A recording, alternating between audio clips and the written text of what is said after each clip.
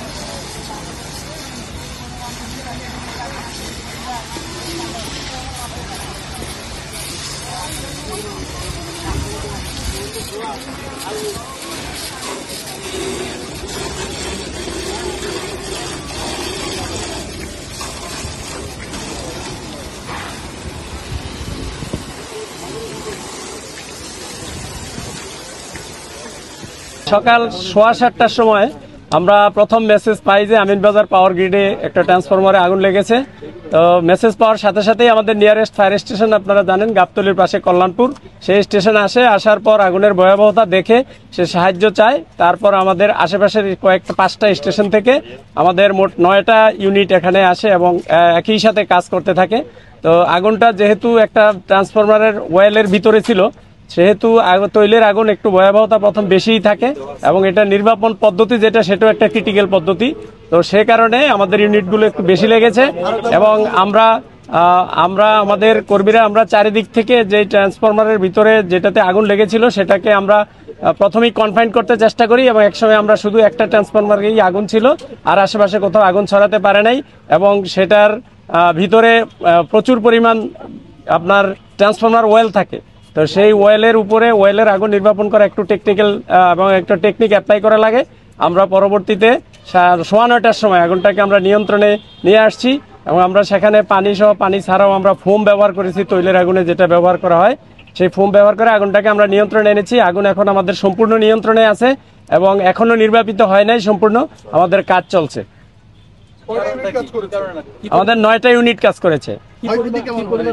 ক্ষয়ক্ষতি এবং আগুন লাগার কারণ যদি বলতে চাই এখনই বলা যাবে না, আমরা এখনো নির্বাপন কাজেই ব্যস্ত আছি এবং নির্বাপন করছি।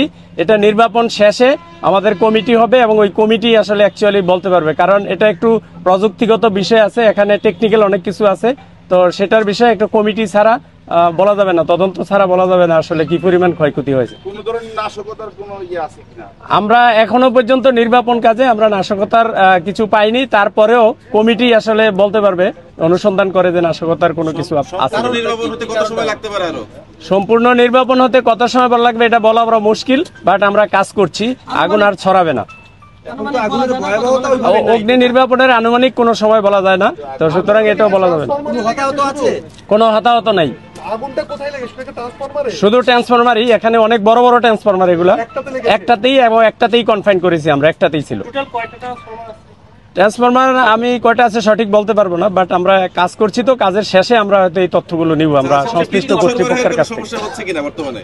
জি, বিদ্যুৎ সরবরাহের কোনো সমস্যা হচ্ছে? বিদ্যুৎ সরবরাহের আমরা যারা অথরিটি আছে ওনাদেরকে বলছি তেমন কোনো সমস্যা হচ্ছে না। ওনাদের ব্যাকআপ ট্রান্সফরমার আছে, সেগুলো চালিয়ে ওনারা সরবরাহ সঠিকভাবে রাখার চেষ্টা করছে। আপাতত ছড়িয়ে পড়ার আর কোনো সম্ভাবনা নেই। বিভিন্ন স্টেশন থেকে আসছে, কল্যাণপুর, সাভার, মিরপুর, আমাদের চামড়া শিল্প এবং আমাদের কর্মীটোলা, তারপরে আমাদের সিদ্দিক বাজার ফায়ার স্টেশন, বিভিন্ন স্টেশন থেকে বিভিন্ন ধরনের গাড়ি আমরা নিয়ে আসছি। আমি মোহাম্মদ সালেউদ্দিন, উপপরিচালক fire service civil defence, Dhaka বিভাগ, ঢাকা। আপনি বললেন যে একটা কমিটির কথা, কোন কমিটির কথা? কমি আমরা আগুনে তো এখনো নির্বাপন করিনি, আগুন নির্বাপন শেষে তারপর কমিটি হবে। ধন্যবাদ আপনাদের সবাইকে।